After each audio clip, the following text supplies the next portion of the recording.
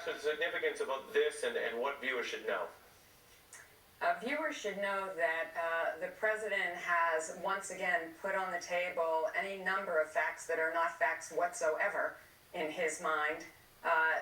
It's a little pathetic, I must say, and actually childish, though adult destruction, that he is blaming everything on President Obama after being in office himself for 3 years.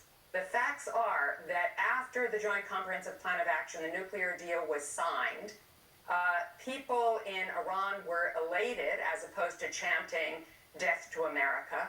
After the JCPOA was signed, until the president pulled out of the nuclear deal, there were no rocket attacks on U.S. interests in Iraq.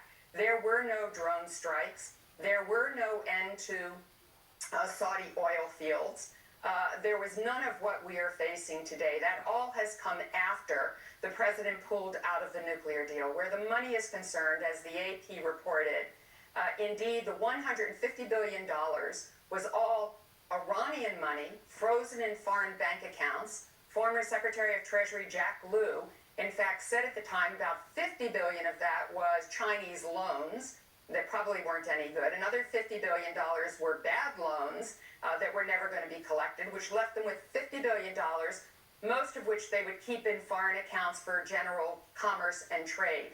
The $1.8 billion, as you point out, was because in the 70s, we sold to Iran before the revolution about $400 million in military equipment.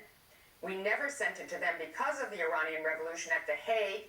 There has been a negotiation going on for quite a long time, and President Obama used the moment of the deal to try to settle that deal in a way that would have been better for us than if we had left it going on, because it kept accumulating interest.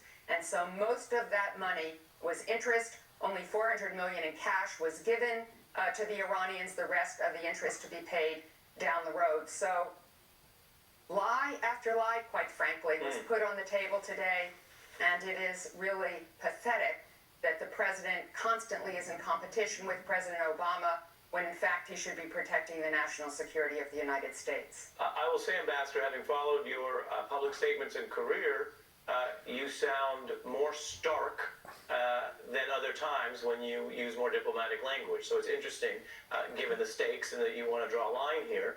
And Margaret, this goes to the larger question of how much U.S. foreign policy under the Trump administration is adjacent to or directly based on false propaganda, because that's what brings us back to impeachment, where the House, the Congress of the United States, has said the president should be removed for the abuse of foreign policy powers, the abuse of power to pursue a propaganda theory that involved other countries.